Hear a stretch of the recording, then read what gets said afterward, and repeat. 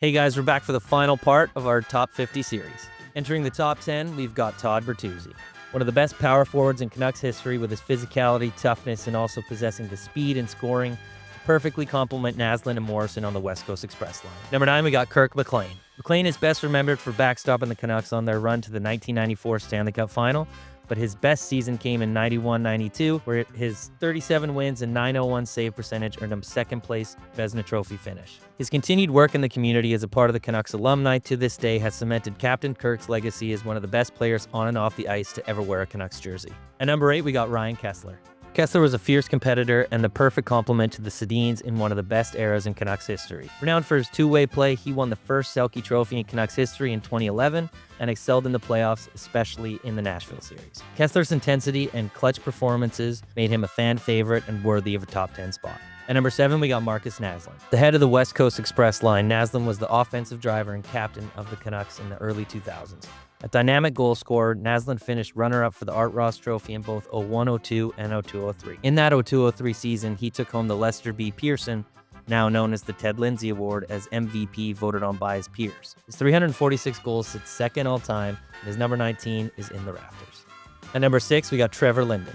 Drafted second overall in 1988, Linden played 17 seasons in Vancouver, becoming the heart and soul of the Canucks. A longtime captain, he was known for his leadership, grit, and clutch performances, especially in the 1994 Stanley Cup Final. Linden remains a beloved figure for his loyalty and dedication to the franchise and the community. Now to the top 5, where we have our last active player, Quinn Hughes. Just 6 seasons into his NHL career, Hughes is already regarded as the best defenseman to ever wear the Canucks crest. He has already tied Alex Edler for most points by a defenseman in franchise history, and is the only Vancouver Blue Liner to not just win a Norris Trophy, but to even be nominated for the award.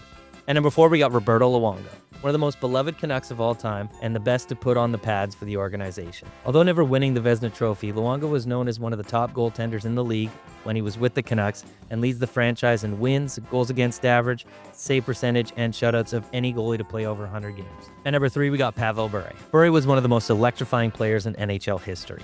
Known for his blazing speed and goal-scoring ability, Bure captured 2 Rocket Richard trophies and helped elevate the Canucks to new heights in the 1990s and took them to within 1 game of their first ever Stanley Cup Final in 1994. At number 2, we got Daniel Sedin. Daniel was the goal scorer of the two twins, but the Sedinery between him and Henrik showed his elite-level playmaking as well.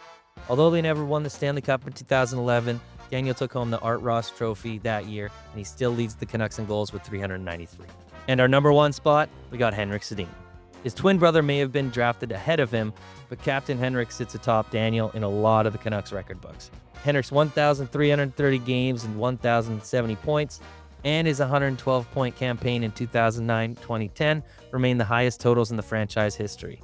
Henrik also joins his brother with an Art Ross Trophy in the 2010 season.